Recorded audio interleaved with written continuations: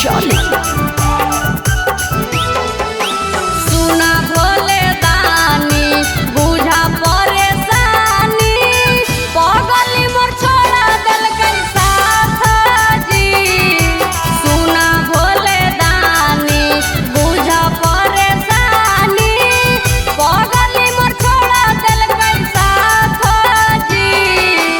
एही रे सवानावा में हमरा सोनावा धरी ललका दोसरा के हाथ जी। एही रे सवानावा में हमरा सोनावा धरी ललका दोसरा के हाथ जी।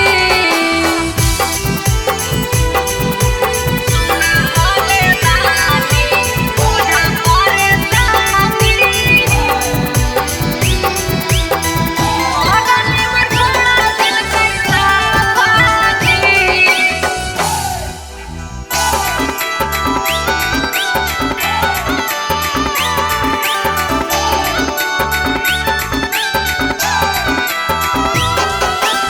भोले दानी बुझा परेशानी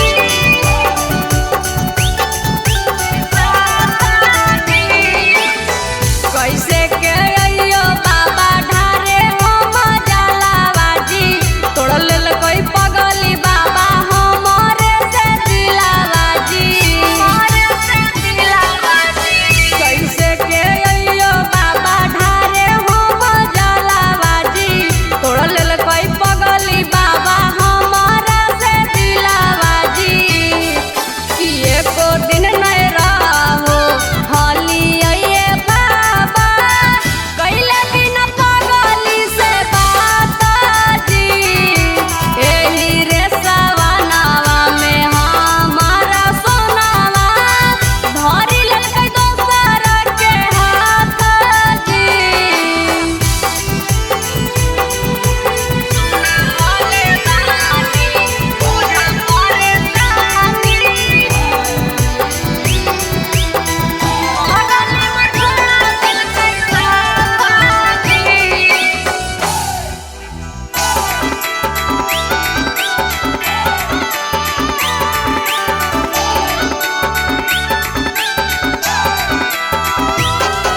भोले दानी बुझा परेशानी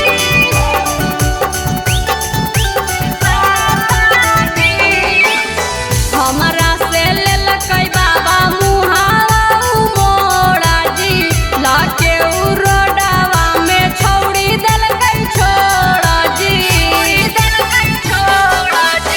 हमरा से लेलकै बाबा मुहावा मोड़ा जी लाके उ